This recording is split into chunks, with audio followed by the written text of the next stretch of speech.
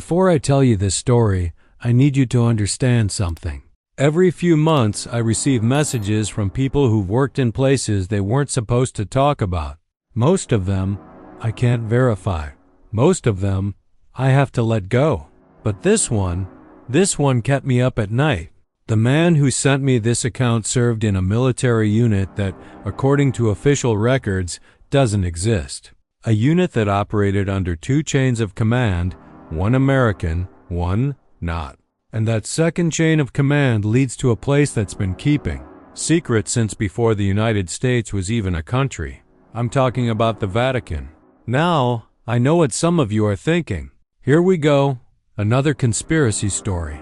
And honestly, I get it. But I'm not here to tell you what to believe. I'm here to present what this man shared with me and let you decide for yourself. What I can tell you is this. I've spent weeks going through his account. The details check out in ways that are uncomfortable. Locations, unit structures, operational protocols, things that someone making this up wouldn't know or shouldn't know. So here's what I'm asking. If you're new to this channel, hit that subscribe button. We cover stories like this every week. Accounts from people who've seen things they can't explain, worked in programs they weren't supposed to discuss, and decided that the truth matters more than their silence. If you've been here before, welcome back. You know how this works. Turn off your distractions. Get comfortable. Because this one is long, and it's worth every minute. And if you find this story as compelling as I did, drop a comment below. Tell me what you think. Tell me if you've heard anything similar. Because sometimes, the best leads come from you guys. All right, let's get into it. This is the testimony of a man who served in a unit linked to the Vatican until they entered a restricted area that changed everything he thought.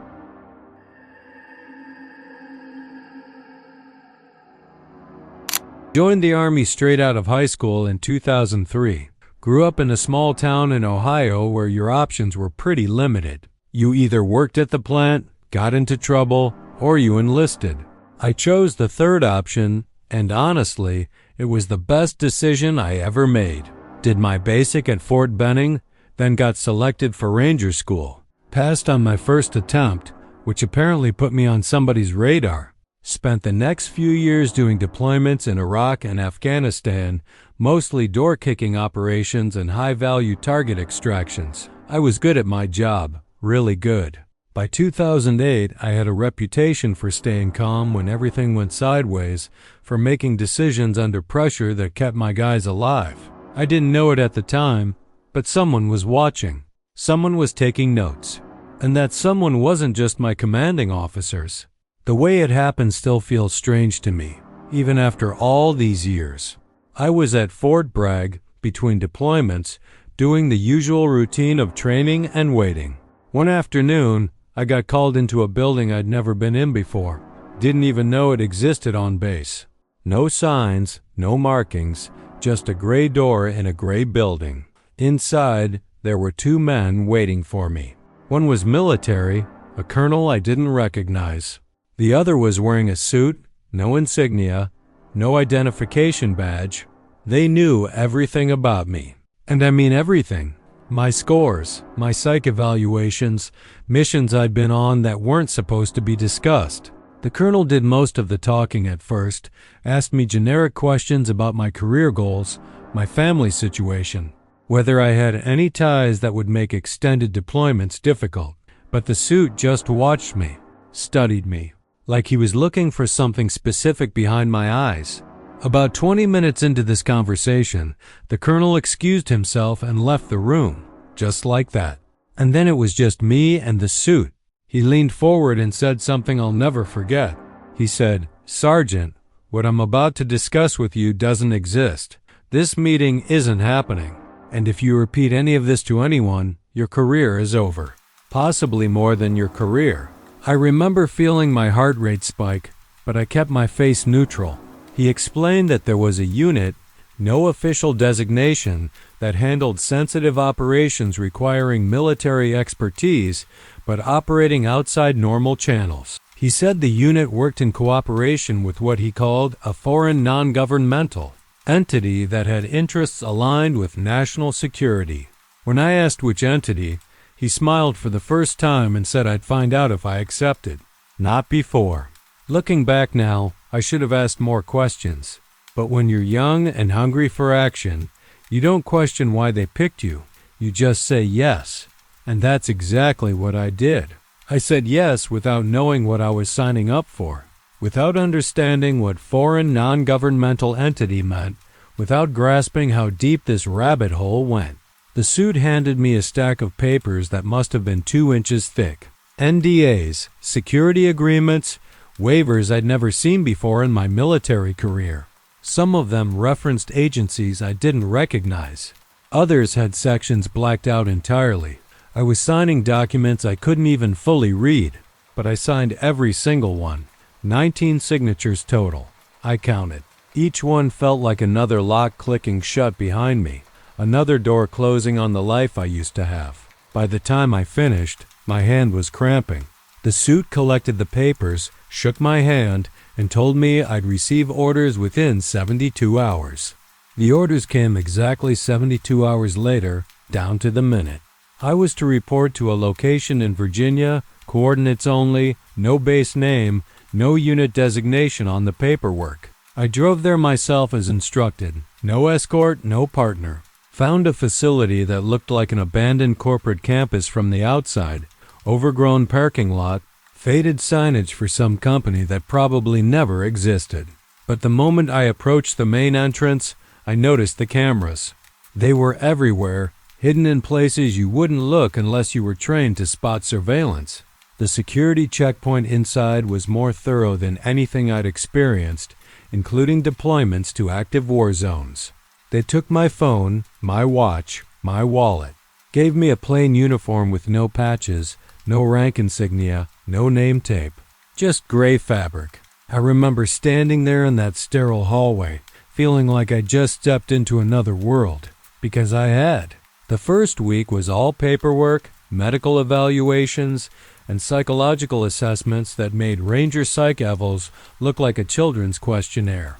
They asked me about my dreams, my childhood fears, my religious beliefs. That last part struck me as odd. I'd been asked about religion before in military contexts, usually just to determine what kind of chaplain services you might need. But this was different. They wanted to know specifics. Did I believe in God? Did I believe in evil as a tangible force? Had I ever experienced anything I couldn't explain rationally? I answered honestly raised Catholic, lapsed in my 20s, didn't think much about the supernatural. The interviewer, a woman with no expression and no name badge, wrote everything down without any visible reaction. At the end, she told me my answers were within acceptable parameters. I didn't know what that meant. I was afraid to ask. During that first week, I met the others. There were 11 of us total, pulled from different branches: Army, Navy, Marines, even one guy from the Air Force who'd done things he wouldn't talk about. All of us were special operations, all of us had distinguished records, and all of us had that same look of confused determination. We'd all said yes to something we didn't understand, signed papers we couldn't fully read, and ended up in this gray building in Virginia with no idea what came next. We weren't allowed to share last names, weren't allowed to discuss our previous units or deployments in detail. They gave us call signs instead, and those call signs became our identities. I was Bishop. Found out later that wasn't random. None of us knew why we were there, but we all sensed it was something different, something bigger than anything we'd done before. The silence between us was heavy with questions nobody dared to ask out loud. On the 7th day, we finally got our first real briefing. A man walked in wearing a black coat, not military, not government-looking, European, maybe Italian, with gray hair and the kind of calm that comes from absolute certainty. He introduced himself only as Father Marcus. Let that sink in for a moment. A priest, in a classified military facility, giving a briefing to a room full of special operations soldiers. He explained that our unit would be working in direct cooperation with an organization within the Vatican, an organization that predates most modern governments. an organization that has been protecting certain interests for nearly 2,000 years. He didn't say what those interests were. He didn't explain what we'd be doing.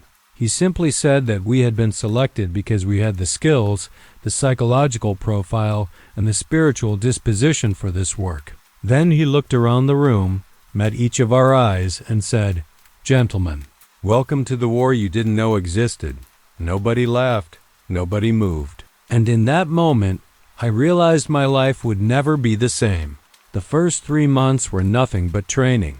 Not the kind of training I was used to. No shooting ranges, no tactical drills, no physical conditioning beyond what we already maintained ourselves. This was different. They brought in specialists from universities I'd never heard of, men and women who spoke with accents and carried themselves like academics but had something harder in their eyes. We learned ancient languages, Latin first, then Aramaic, then fragments of things older that didn't have names I recognized. They taught us symbols, how to identify them, what they meant, which ones were significant, and which ones were just historical graffiti left by people long dead.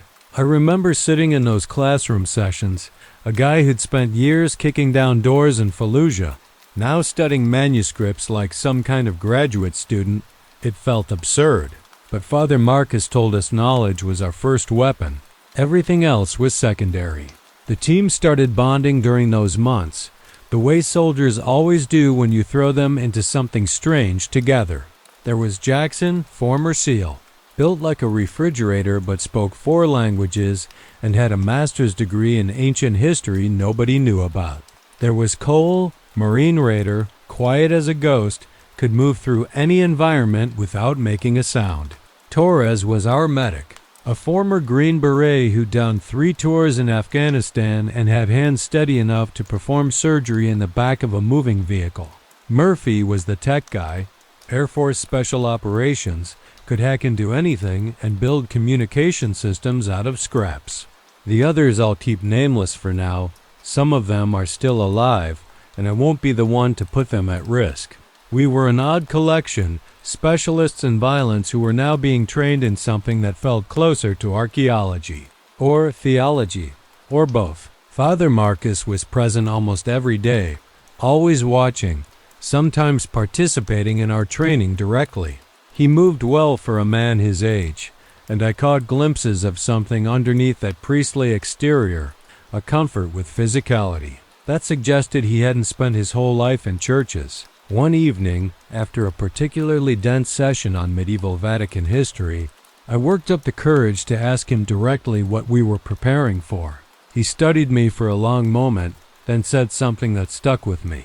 He said, "The Church has many responsibilities the public knows about: charity, guidance, spiritual comfort. But there are older responsibilities that existed before Christianity had a name. We are the inheritors of those duties, and you are now part of that inheritance." I waited for him to elaborate. He didn't. He simply nodded and walked away, leaving me with more questions than answers. Now I need you to understand something about how information worked in this unit. Everything was compartmentalized to an extreme degree. You only knew what you needed to know for the immediate task, nothing more. Even within the team, certain members had access to briefings others didn't. I was designated as team lead for tactical operations, which meant I got slightly more context than most. But even I was operating with maybe 30% of the full picture at any given time. It was frustrating, maddening even. I was used to understanding the mission, knowing the objective, seeing how my part fit into the larger strategy. Here, you worked in the dark and trusted that someone above you could see the whole board. That required a different kind of faith than anything I'd experienced in the regular military. A faith I wasn't sure I had. About 4 months in, we got our first real assignment. Not a training exercise, not a simulation, an actual operation. We were briefed by Father Marcus and the colonel I'd met during my recruitment, both of them standing in front of a screen showing satellite imagery of somewhere in eastern Turkey. The target was an archaeological site officially registered as a university dig exploring Byzantine-era ruins. Unofficially, according to our briefing, the excavation had uncovered something that attracted attention from parties who shouldn't have access to it. Our job was simple on paper: secure the site, extract specific items, ensure no documentation remained. Standard recovery operation. But the way Father Marcus described those specific items made my skin prickle. He called them materials of profound historical and spiritual significance. He said their misuse could have consequences beyond what modern governments were equipped to understand. We deployed 3 days later, moving through channels that bypassed normal military logistics entirely. Fake passports, civilian transport, no uniforms, no dog tags. We entered Turkey as construction consultants for a European firm that existed only in paperwork. The insertion went smooth, the approach to the site textbook perfect. What we found there was our first real glimpse into what this unit actually dealt with. The dig site had uncovered a chamber beneath the Byzantine ruins, something much older than the medieval structures above. Inside, we found artifacts that didn't match any period I'd been trained to recognize. Stone tablets with inscriptions in languages our academics later couldn't fully translate. Metal objects that seemed too precise for ancient manufacturing, and bones. Large bones arranged deliberately that didn't look quite human. We packed everything according to protocol, sanitized the site, and extracted before dawn. Nobody talked on the flight back. We were all processing what we'd seen. The debrief lasted 3 days. Each item was cataloged separately, and we were interviewed individually about what we'd observed. I described the bones, asked what they were. The interviewer, a Vatican official I'd never seen before, simply wrote down my description and moved on without answering. That became the pattern. You report, you document, you don't receive explanations. The artifacts disappeared into Vatican channels, shipped to locations we weren't told about. Our role was acquisition and security, not analysis. But I started keeping a personal record after that first mission, just notes in my head at first, then later written in a code one developed myself. I knew I was seeing pieces of something larger, and I wanted to remember them. I wanted to eventually understand what we were really doing, even if understanding came years later. Even if understanding came with consequences. Over the next 2 years, we ran 17 operations across 4 continents: Turkey, Syria, Egypt, Peru, locations in Eastern Europe I still can't name. Each mission followed the same basic pattern: secure a site or recover materials, extract without leaving traces, delivered to Vatican representatives who appeared from nowhere and disappeared just as quickly. The items varied wildly. Sometimes manuscripts, sometimes artifacts, sometimes things that defied easy categorization.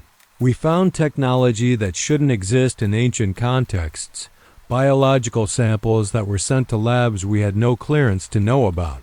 And twice we encountered sites where something had been contained, locked away with seals and barriers that combined engineering with what I can only describe as ritual elements. The team became efficient, professional, asking fewer questions as time went on, but I never stopped watching, never stopped cataloging, and I started to notice patterns in where we were sent and what we were retrieving, patterns that pointed towards something specific, something they were either trying to find or trying to keep hidden, maybe both. By the end of our second year, I thought I understood the rhythm of this work. We were retrievers, guardians of history's uncomfortable secrets, the cleanup crew for things that didn't fit into the neat narrative of human civilization. I'd made peace with the ambiguity, learned to compartmentalize the questions that kept me awake at night. But then we got assigned to Operation Stillwater, and everything I thought I understood got thrown out the window. The briefing was different from the start. Father Marcus wasn't alone this time. There were 3 other Vatican officials in the room. Men I'd never seen before, men who wore their authority like armor. The colonel who usually attended was absent, replaced by a general whose name was never given. The tension in that room was thick enough to cut. I remember looking at Jackson across the table, seeing the same recognition in his eyes. Whatever this was, it wasn't routine. The target was a monastery in northern Greece, a place called St. Elias, perched on cliffs overlooking the Aegean Sea. On paper, it was just another Eastern Orthodox religious site, one of thousands scattered across that ancient landscape. But according to the briefing materials, St. Elias had been built on top of something much older, and the monks who'd lived there for centuries were custodians of more than just Christian tradition. Father Marcus explained that the Vatican had maintained a quiet relationship with this monastery for over 800 years, a relationship predicated on mutual interest in keeping certain things undisturbed. But 3 weeks before our briefing, communication with St. Elias had stopped completely. No responses to calls, no replies to messages sent through ecclesiastical channels. A local bishop sent to investigate reported the monastery empty, the monks simply gone. 37 men who dedicated their lives to that place vanished without explanation. The mission parameters were unusual. We weren't there to retrieve anything specific. We were there to investigate, to document, and to assess whether the site required what Father Marcus called permanent containment. When Torres asked what that meant, Father Marcus exchanged glances with the other Vatican officials before answering. He said some places hold things that cannot be moved, cannot be taken, can only be watched or sealed. He said St. Elias might be one of those places, and the disappearance of its guardian suggested something had changed in the balance that kept it stable. I remember Murphy letting out a small laugh, nervous, disbelieving. Nobody else made a sound. We'd seen enough strange things by then to know that Father Marcus didn't speak in metaphors. When he said something was contained, he meant it literally. And when he said the balance had changed, he meant something had potentially gotten loose. We inserted by helicopter, landing on a plateau about 2 kilometers from the monastery just before sunset. The approach would be on foot, giving us time to observe and assess before entering. The Greek government believed we were a European Union cultural preservation team responding to reports of structural damage from a recent earthquake. That cover story had been arranged through channels I couldn't begin to trace. As we made our way along the cliff paths, I felt something I hadn't experienced since my first combat deployment, a primal unease that had nothing to do with tactical concerns. The landscape was beautiful, dramatic, the kind of scenery that should inspire awe. But there was a wrongness to it, a silence that went beyond the absence of sound. No birds, no insects, no movement in the scrub brush that lined our path. Cole noticed it too. He hand-signaled the observation to me, his face tight with concern. We were walking through a dead zone, and we all felt it. The monastery came into view as the last light faded, and I'm not ashamed to say it took my breath away. Not from beauty, though it was beautiful in a severe, ancient way. What struck me was the age of the place, the weight of centuries pressing down on those stone walls. The main structure clung to the clifftop like it had grown there, organic and inevitable. Smaller buildings clustered around it, connected by covered walkways and steep staircases carved directly into the rock. No lights in any window. No movement anywhere. Through my scope, I could see the main gate standing open, which Father Marcus had told us should never happen. The monks of St. Elias followed strict protocols about security, protocols that had been maintained without exception for 800 years. An open gate meant either everyone was dead or everyone had left in a hurry. Neither option was comforting. We entered the monastery at 2,200 hours, moving in standard formation, clearing each structure methodically. What we found was abandonment, not violence. Food left on tables, half-eaten. Books open to pages that would never be finished. Candles burned down to nothing in their holders. The monks had simply stopped what they were doing and left, all 37 of them, apparently at the same moment. No signs of struggle, no indications of panic beyond the abruptness of departure. Personal items remained in cells. Robes hung on hooks. Prayer beads lay scattered where they'd been dropped. Jackson found the monastery's communication equipment smashed, but it looked like it had been destroyed from the inside by the monks themselves before they left. Why would men who dedicated their lives to this place destroy their only connection to the outside world and then walk away? The question haunted every room we cleared. The monastery's chapel was our seventh structure, and the moment we entered, I knew we'd found what we were looking for. The space was old, much older than the Byzantine architecture surrounding it, with walls made of stone blocks that predated Christian construction methods by centuries. At the center of the chapel floor, hidden beneath a rug that had been thrown aside, was a metal hatch I'd never seen anything like. It wasn't iron or bronze or any material I recognized. The surface seemed to absorb light rather than reflect it, covered in symbols that matched some of what we'd studied in training, but included many we'd never encountered. Around the hatch, arranged in a precise circle, were 37 sets of prayer beads, one for each missing monk. They'd gathered here, all of them, around this hatch, and then they'd gone. But gone where? I looked at Father Marcus, who had accompanied us despite our protests about his safety. His face was pale, his lips moving in what might have been prayer. He whispered something in Latin, crossed himself, and said two words that changed everything. "It's open. I need you to really pay attention now, because what I'm about to describe is something I've never told anyone outside of official debriefs." The hatch wasn't just open, it had been opened from below. The metal, whatever it was, had been bent outward, peeled back like something with immense strength had pushed through from underneath. The edges were deformed in ways that suggested heat as well as force, partially melted and refrozen in twisted patterns. Below the hatch was darkness, absolute and complete, our tactical lights unable to penetrate more than a few feet. But there was air moving from that opening, warm air that carried a smell I can't properly describe. Not decay, not sulfur, nothing so simple. It smelled old. It smelled like time itself had a scent, like centuries compressed into a single breath. Torres threw a chemlight down into the darkness, and we watched it fall. It fell for a long time. Too long. When it finally stopped, it was just a tiny green speck in an ocean of black. And then, as we watched, the light went out. Not faded, not covered. Just stopped existing, swallowed by something that didn't want to be seen. Father Marcus made the call that we would not descend that night.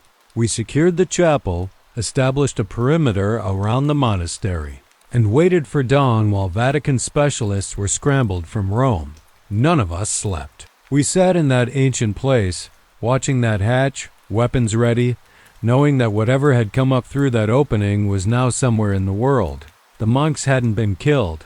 They'd been called. Something down there had woken up after centuries of imprisonment, and the men sworn to watch over it had responded to that waking in the only way they knew how. Father Marcus told us later that the monks of St. Elias belonged to an order that predated the Orthodox Church itself, an order whose sacred duty was to feed what was contained below, to keep it satisfied, to prevent it from becoming hungry enough to break free. For 800 years they'd succeeded.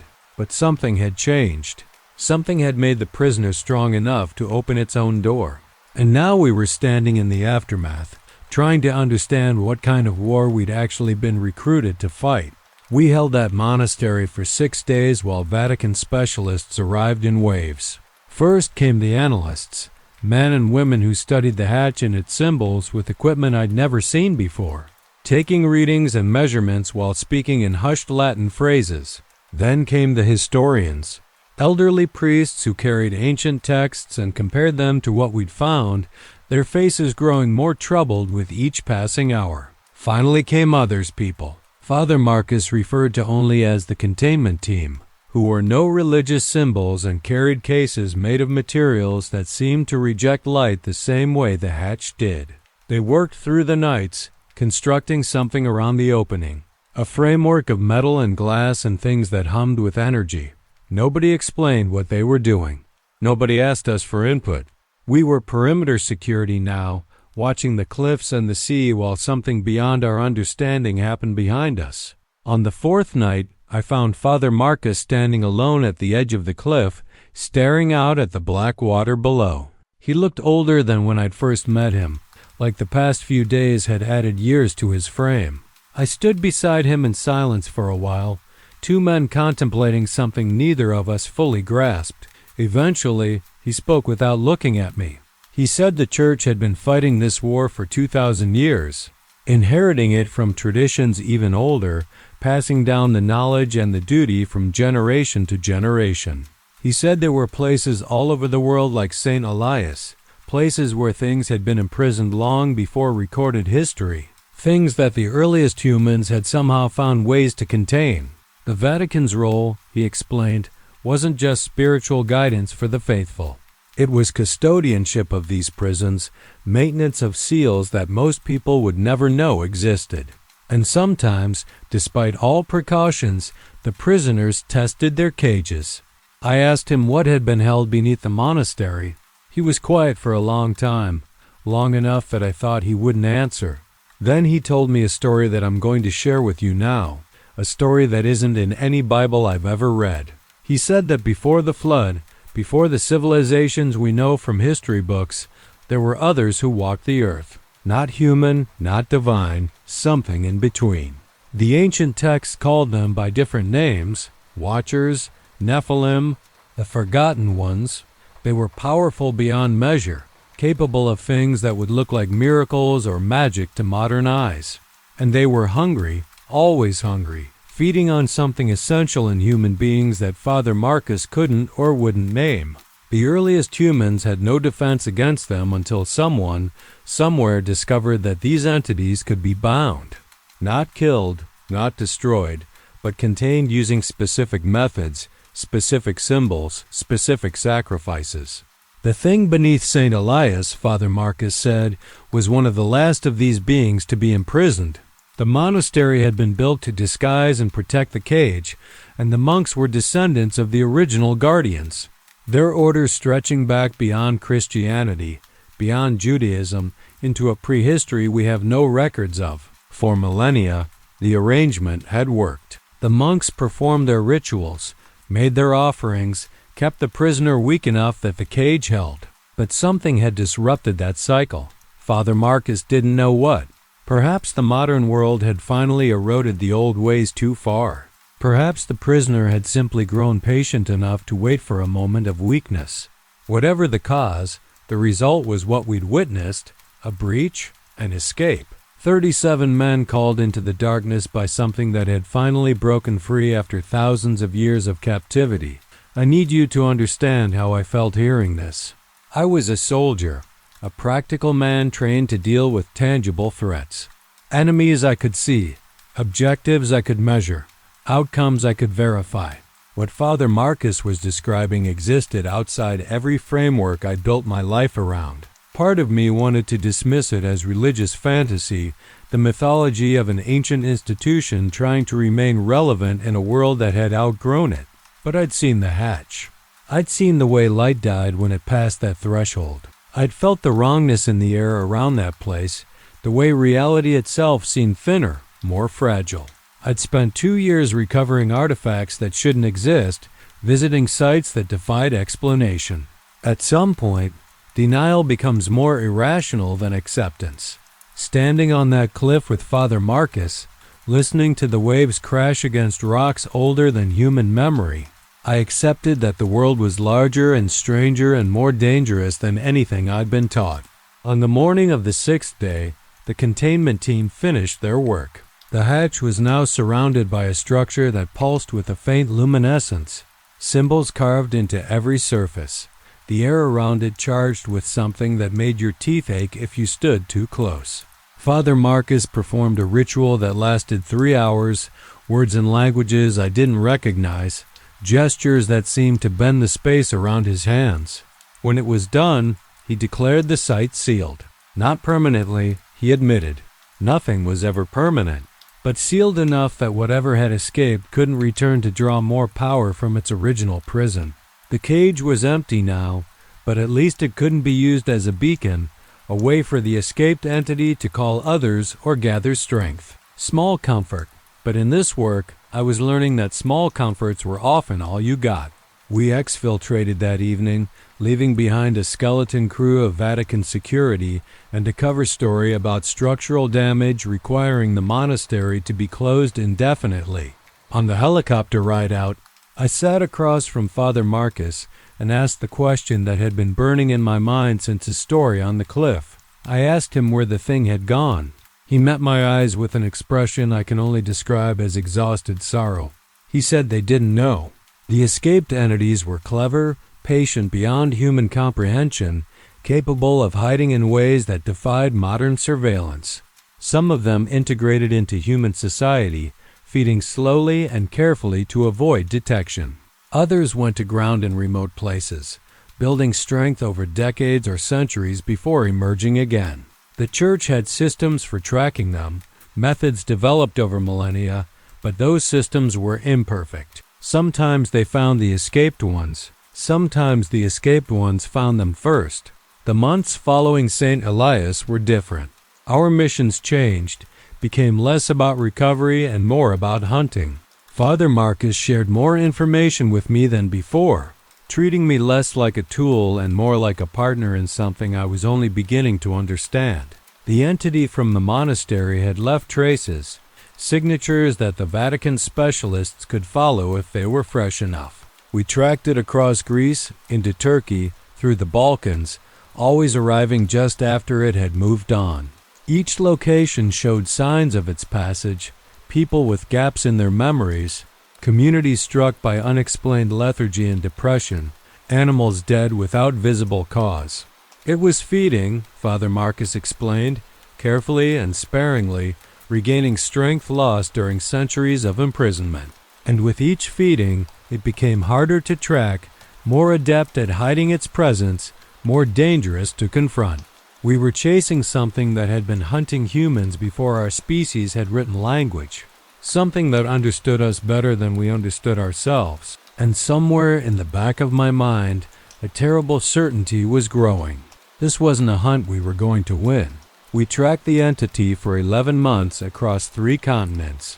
Every time we thought we were close, it slipped away, leaving behind empty places and hollow people. I watched Father Marcus age during that pursuit, watched the certainty in his eyes slowly replaced by something that looked like fear. The Vatican specialists developed new methods for detecting its presence, technologies that merged ancient knowledge with modern sensors, but our target adapted faster than we could innovate. It was learning from us, studying our patterns the same way we studied its trail. Somewhere around month 8, I realized the terrible truth that Father Marcus wouldn't say out loud. We weren't hunting it anymore. It was letting us follow, keeping us close enough to observe, but never close enough to threaten. We had become its entertainment, mice chasing a cat that could end us whenever it grew bored. The breakthrough came from an unexpected source. A monastery in southern France, one of the Vatican's allied institutions, reported unusual activity in their archives.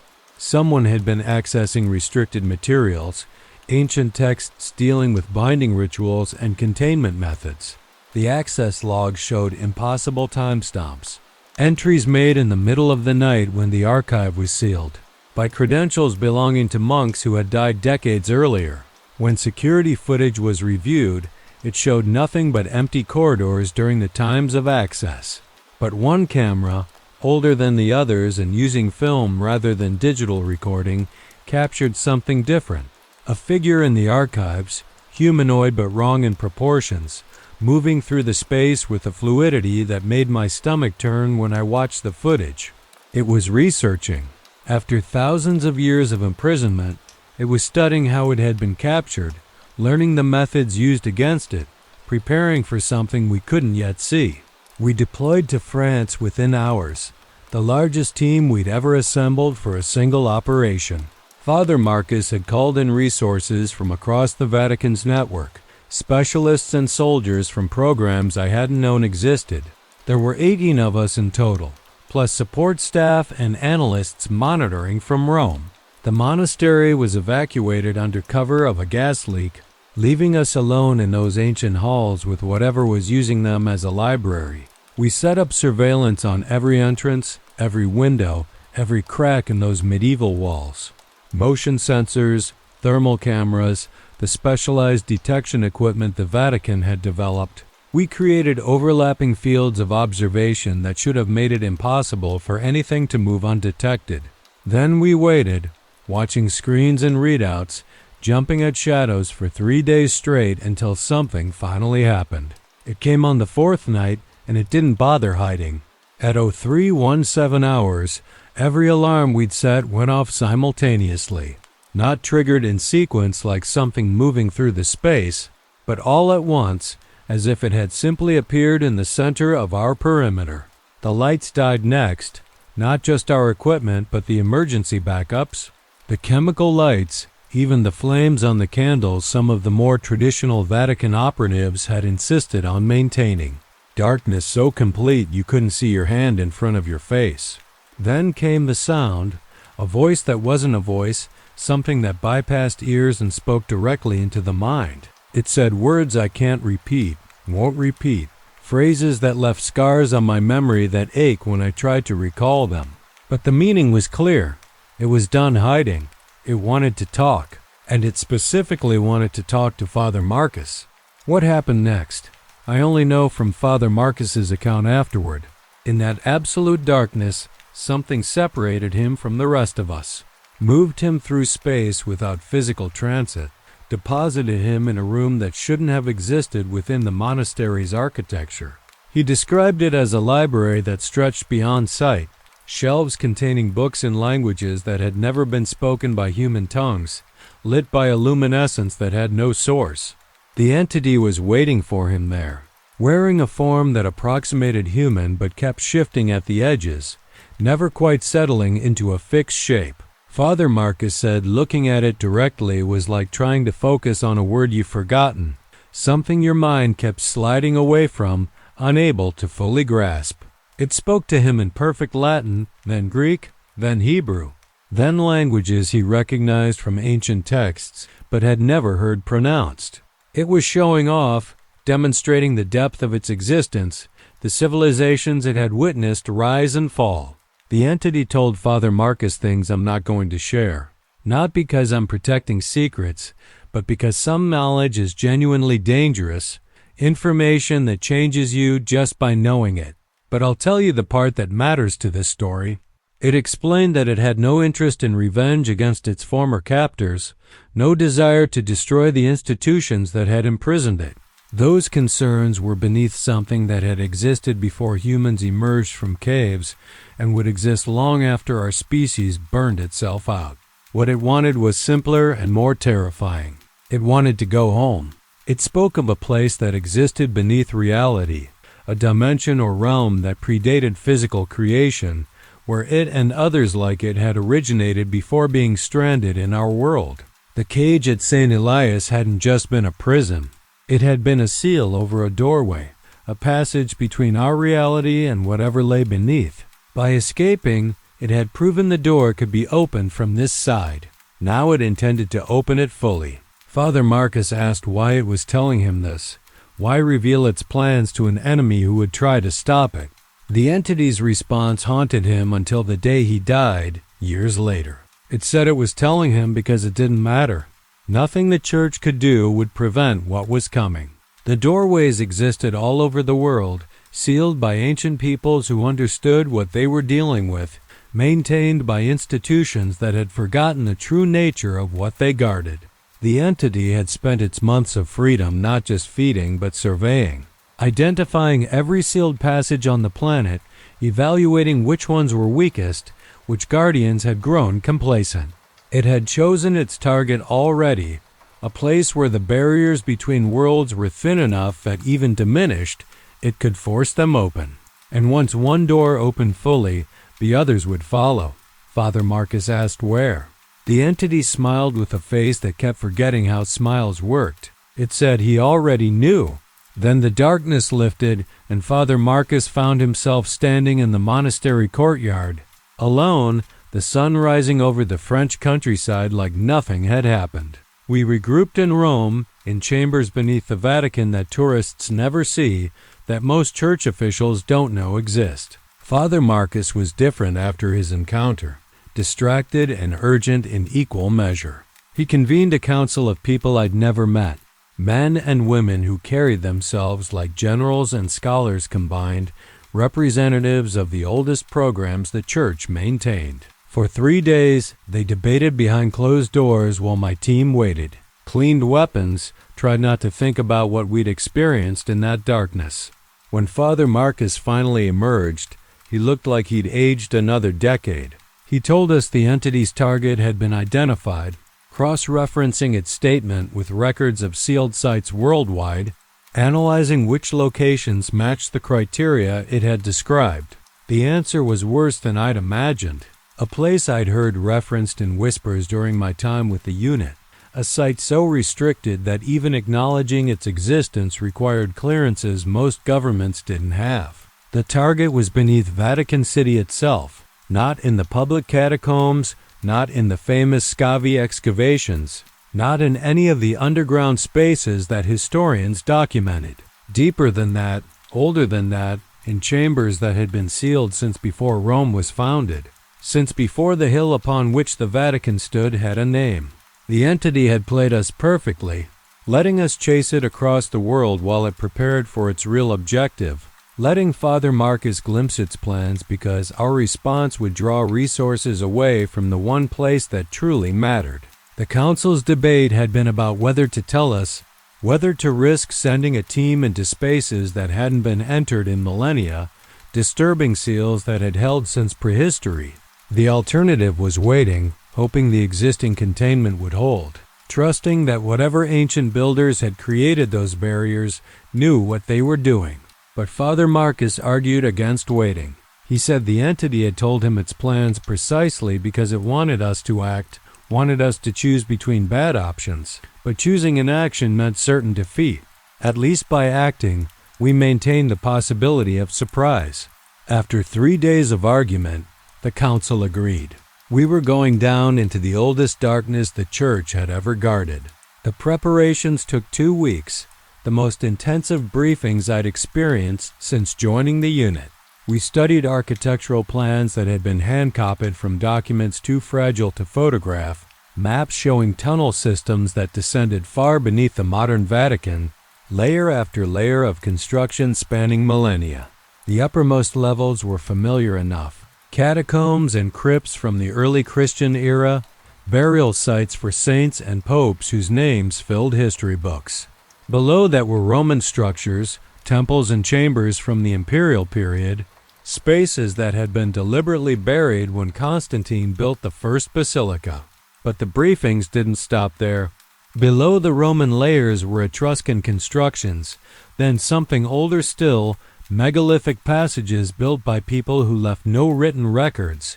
No names, nothing but stone fitted together with precision that modern engineers struggled to explain. Father Marcus led most of the briefings himself, sharing information that had been restricted to the highest levels of Vatican knowledge for centuries. He explained that the hill we call Vatican Hill had been sacred long before any civilization we recognize, a place where the barrier between worlds was naturally thin, where ancient peoples had performed rituals to communicate with things beyond normal perception. When those communications attracted attention from entities like the one we were hunting, the same ancient peoples had developed methods to seal the breaches, to lock the doors they'd inadvertently opened.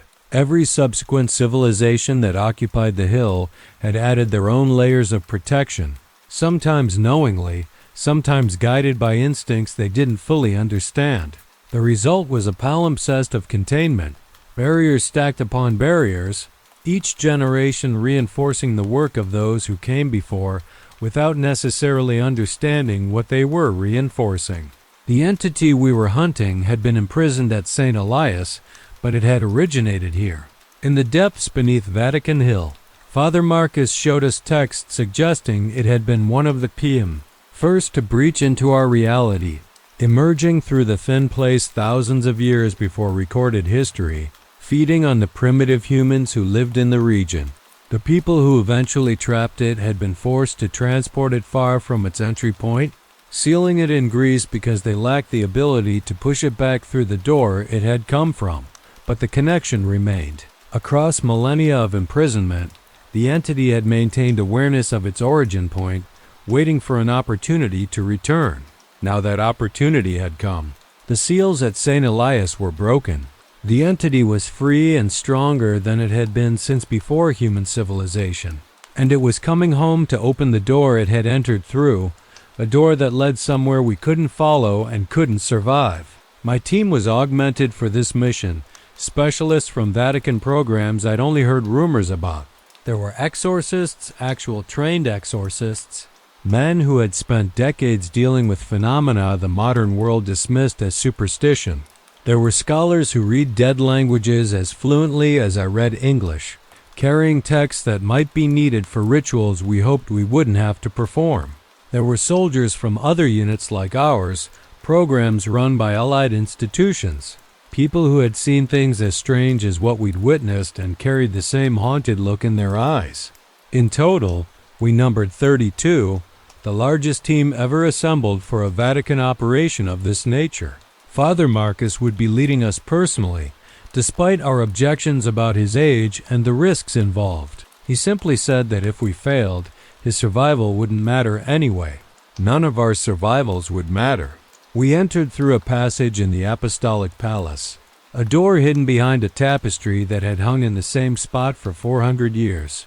The first levels were almost mundane, Renaissance-era tunnels giving way to medieval crypts, the walls lined with the remains of church officials whose names meant nothing to anyone still living. We moved in silence, following maps that Father Marcus consulted by candlelight, descending staircases that grew narrower and rougher as we went deeper.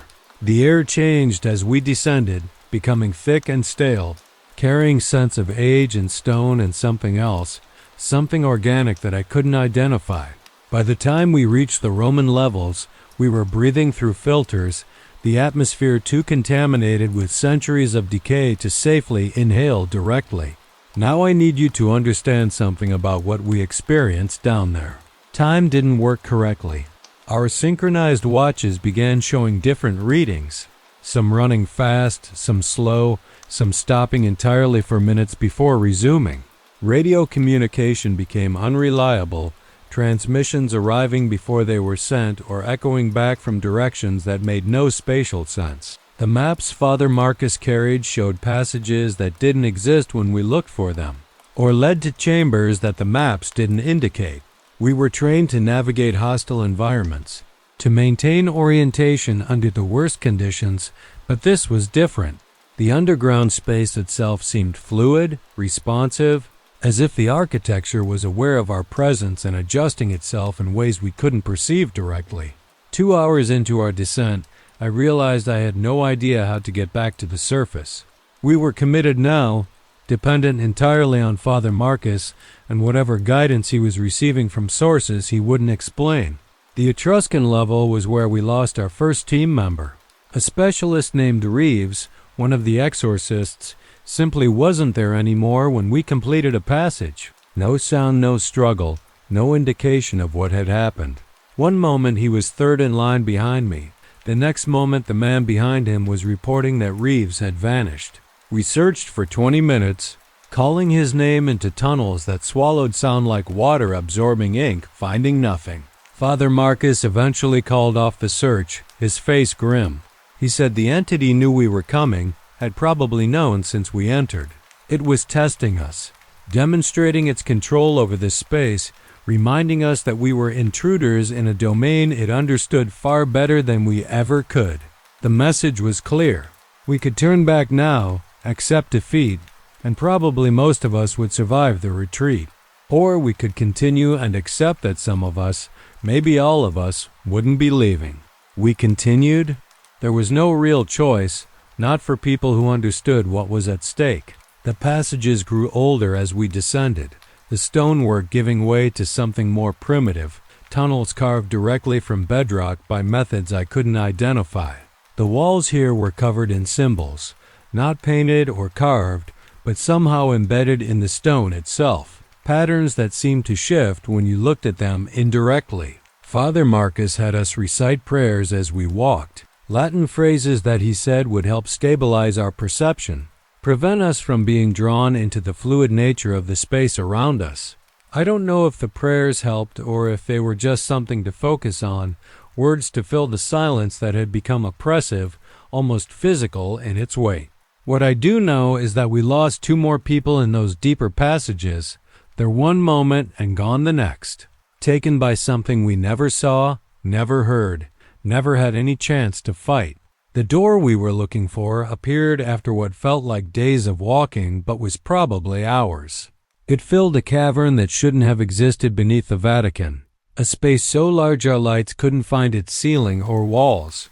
The door itself was massive, 30 feet high at least, made of the same light-absorbing material as the hatch at St. Elias but far more ornate, covered in symbols that hurt to look at, that seemed to move and writhe when observed directly. And standing before it, waiting for us with patience that spanned epochs, was the entity we'd been hunting. It looked different here, closer to its original form perhaps, less constrained by the need to approximate human appearance. I can't describe what I saw.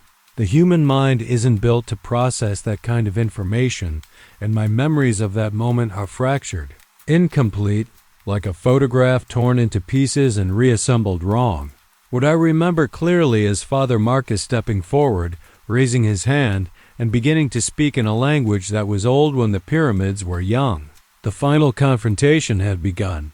What happened next exists in my memory like fragments of a fever dream, moments of clarity surrounded by gaps I can't fill no matter how hard I try. Father Marcus was speaking, words that seemed to have physical weight, syllables that pushed against the air and made the symbols on the door flicker and pulse. The entity responded, not with words but with presence, expanding its awareness until we all felt it pressing against our minds, probing for weaknesses, testing the prayers and preparations that were supposed to protect us. 3 more of our team dropped in the first minute, not dead but emptied, their eyes going blank as whatever made them who they were was simply extracted, leaving behind bodies that breathed but held nothing inside. I watched Torres fall, watched the light leave his eyes, and I couldn't do anything to stop it. My weapon was useless here. Everything I'd trained for was useless here. Father Marcus kept speaking, kept pushing forward, each step toward the door costing him something visible. He was aging in front of us, years falling onto his frame with every word he uttered, his hair whitening, his skin thinning, his posture collapsing under the weight of whatever power he was channeling. The other priests joined him, adding their voices to his, creating a chorus of ancient language that built upon itself, harmonics that made the cavern walls vibrate. The entity responded with increasing aggression, its attention splitting between Father Marcus and the door, as if it was trying to complete something while simultaneously defending against the ritual being performed. I understood then what Father Marcus was doing. He wasn't trying to destroy the entity. He was trying to close the door, to reinforce the seals before they could be fully broken, to undo whatever progress the entity had made in weakening the barrier. The door was opening. Slowly, imperceptibly at first, but I could see it. A crack of absolute darkness appearing at its center, a blackness that made the surrounding shadows look like daylight. From that crack came something I struggled to describe, a sensation rather than a sight, a feeling of vastness, of endless hungry depth, of countless presences waiting just beyond the threshold. The entity had been alone in our world for millennia, a single prisoner cut off from its own kind. Behind that door were others, perhaps thousands of others, held back only by seals that ancient humans had somehow created and maintained across countless generations. If the door opened fully, everything humanity had built, everything we believed about our place in the universe, would be rendered meaningless in an instant. Father Marcus screamed something, a word that felt like it tore reality itself, and the crack in the door stopped widening. The entity turned its full attention to him then, abandoning any pretense of dealing with the rest of us. I watched a confrontation I couldn't fully perceive, forces clashing on levels that human senses weren't designed to register. Father Marcus was lifted from the ground, his body contorting in ways that should have killed him instantly, his voice still somehow continuing the ritual even as he was being destroyed. The other priests fell one by one, their contribution to the chorus ending in screams that cut off too suddenly. But even as they died, even as Father Marcus was being torn apart by something beyond physical violence, I could see the door responding. The crack was narrowing. The seals were reasserting themselves. Whatever the ritual was supposed to accomplish, it was working. I don't know what made me move. Training, maybe. Instinct. Or perhaps something else. Some guidance I couldn't identify pushing me forward when every rational thought screamed retreat. I ran toward the door, toward the entity, toward Father Marcus's broken form suspended in impossible angles. In my hand was an object Father Marcus had given me during the briefings, something I'd been told to carry but not to use unless all other options failed. It was old, a relic that didn't look like much, a fragment of bone set in tarnished metal, inscribed with symbols similar to those on the door. Father Marcus had called it a key, but not the kind that opens, the kind that locks, the kind that seals. I didn't know how to use it. I didn't know if it would work. All I knew was that Father Marcus was dying and the door was still cracked open and something had to be done by someone who was still capable of moving. The entity noticed me when I was 10 feet away, its attention snapping to my approach with what felt almost like surprise. Perhaps it had dismissed me as irrelevant, another human soldier with no power to affect what was happening. Perhaps it hadn't expected anyone to be stupid enough to approach while it was focused on Father Marcus. I felt it tried to do to me what it had done to the others, felt it reach into my mind to extract whatever it found valuable. But the prayers we'd been reciting had built something, a barrier that held just long enough for me to close the distance. I reached Father Marcus's suspended body, grabbed his hand, pressed the relic into his palm, and felt something happen that I have no words for. Energy moved through me, through him, into the relic, and from there into the door. Not my energy, not his. Something older, something that had been waiting in that bone fragment for exactly this moment. The door slammed shut with a sound that wasn't a sound, a vibration that passed through matter and time and things beyond both. The entity screamed, and that scream I remember perfectly. A noise that contained thousands of years of patience and planning collapsing into nothing. The crack sealed. The darkness behind it vanished. And the entity, cut off from its origin point, from the source of whatever power it had been drawing on, began to diminish. It was still there, still powerful, still dangerous, but something fundamental had changed. The door was closed. The seals were stronger than they'd been in millennia, reinforced by whatever Father Marcus and the other priests had sacrificed themselves to accomplish. The entity had lost, not completely, not permanently, but enough. Enough for now. What followed was chaos and retreat and desperate survival. The entity, enraged and weakened, lashed out at everything it could reach. More of our team died in those final minutes, caught by something we couldn't fight, couldn't protect against.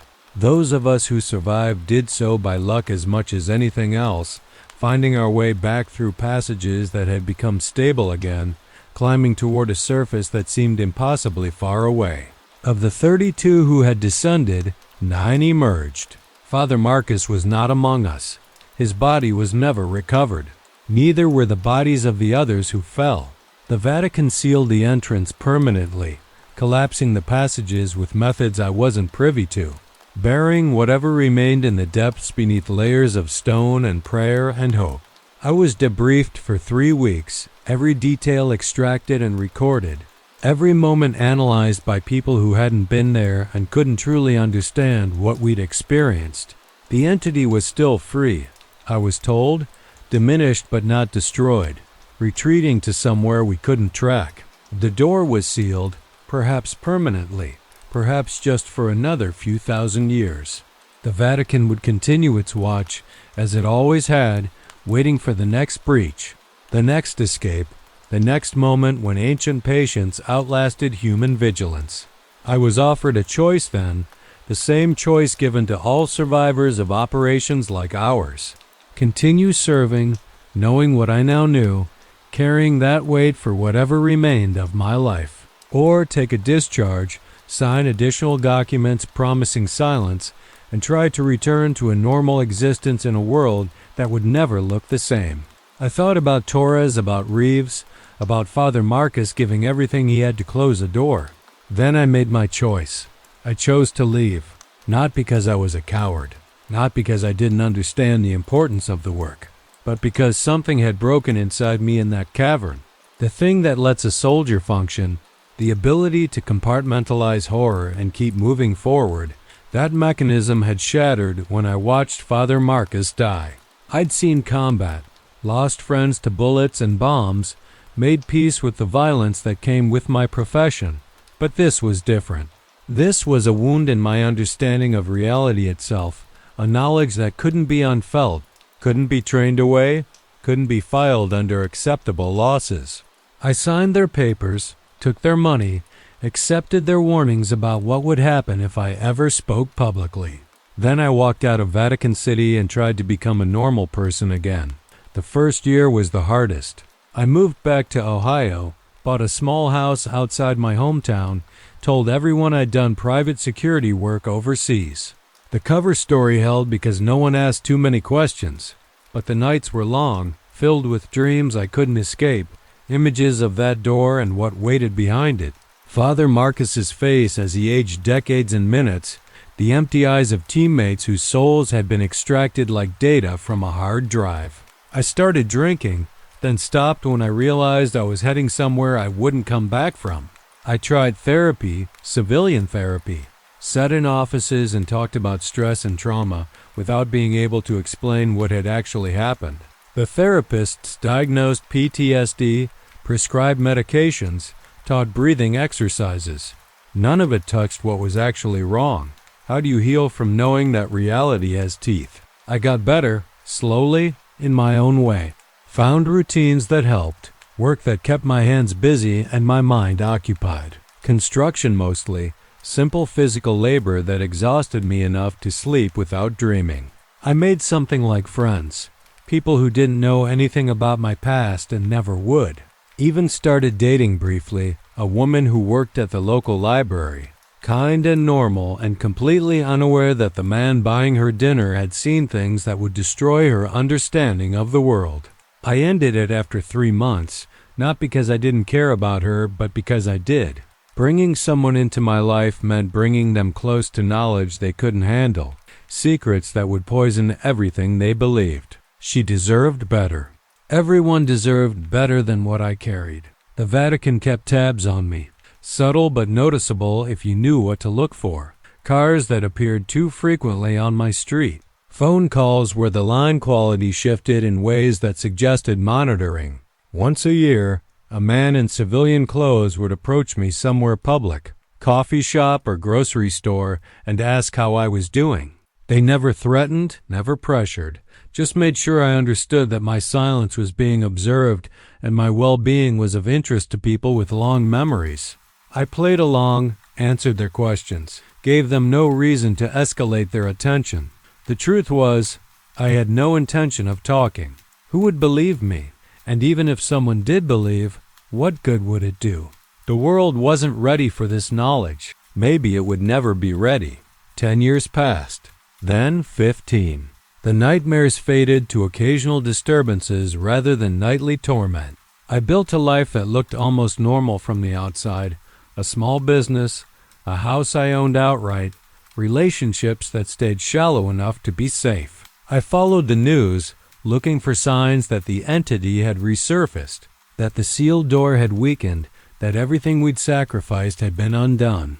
I saw things that might have been connected, events that could have been explained by what I knew, but nothing definitive. The Vatican's watch continued. The world kept spinning. Whatever we'd accomplished in that cavern, it seemed to be holding. I let myself believe, cautiously, that maybe it had been enough. Maybe Father Marcus's sacrifice had bought more than just time. Maybe the door would stay closed forever. Then, 6 months ago, I received a letter. No return address, no signature, just a single page with a handwritten message in Latin. I hadn't read Latin since my time with the unit, but the words came back to me like a language you learn as a child, never fully forgotten. The message was simple. The watchers are failing. The doors are dreaming. The old patience has not forgotten. Below the text was a symbol I recognized, one of the markers we'd used internally to identify communications from Vatican sources. Someone inside the organization was reaching out, breaking protocol, warning me about something they couldn't say directly. I burned the letter immediately, old instincts taking over, but the words stayed with me. The doors are dreaming. I knew what that meant. The seals were weakening. Somewhere, somehow, the barriers we'd reinforced were beginning to fail. I don't know why I'm telling this story now. Maybe because the letter woke something I'd spent 15 years trying to bury. Maybe because I'm old enough now that the Vatican's threats carry less weight, that whatever they could do to me matters less than it once did. Maybe because I've been watching the news lately, seeing things that remind me of St. Elias, of the months we spent tracking something that was always 3 steps ahead. Reports of mass disappearances in remote areas, religious communities going silent without explanation, a feeling in the air that anyone sensitive enough can perceive, a thinning of reality, a sense that something vast is pressing against the world from the other side. I could be wrong. I hope I'm wrong, but I've learned to trust the instincts that kept me alive when others died, and those instincts are screaming that what we stopped wasn't stopped forever. It was just delayed. So here's what I want you to take from this story. The world is not what you think it is. The institutions you trust to protect you are fighting battles they can't acknowledge, against enemies they can barely comprehend, using methods that would sound like madness if explained openly. There are doors that should never be opened and things that have been waiting behind them since before humanity existed. Good people have died keeping those doors closed, and more good people will die in the future because this fight never ends. It just continues, generation after generation, an invisible war for the survival of everything we are. I don't know if the Vatican will hold. I don't know if anyone can hold against something that patient, that ancient, that hungry. All I know is that for a brief moment, I was part of the wall that protects the world from what lies beneath, and whatever comes next, whatever the dreaming doors eventually release, I need someone to know that we tried. We saw the darkness, and we didn't look away. For whatever that's worth, we tried. If you're still watching, if you've made it this far, I want to ask you something. Pay attention. Not to me, not to this story specifically, but to the world around you. Notice when things feel wrong, when places feel empty in ways they shouldn't, when people you know seem hollowed out by something you can't name. The Watcher's father Marcus talked about the institutions maintaining the seals. They're stretched thin and getting thinner. They can't be everywhere. They can't see everything. But you can see your corner of the world, your community, your family. You can notice when the shadows get deeper than they should be. I'm not saying you can fight what's coming. I'm saying you can be aware. You can refuse to be taken by surprise. And maybe, if enough people are watching, if enough people understand that the darkness is real, we'll have a chance when the doors finally open. That's all I wanted to say. That's why I'm talking now. Not for glory, not for vindication. Just so someone knows. Just so the truth exists somewhere outside my own failing memory. Whatever happens to me after this, at least I've done that much. At least the story is out there now. What you do with it is up to you.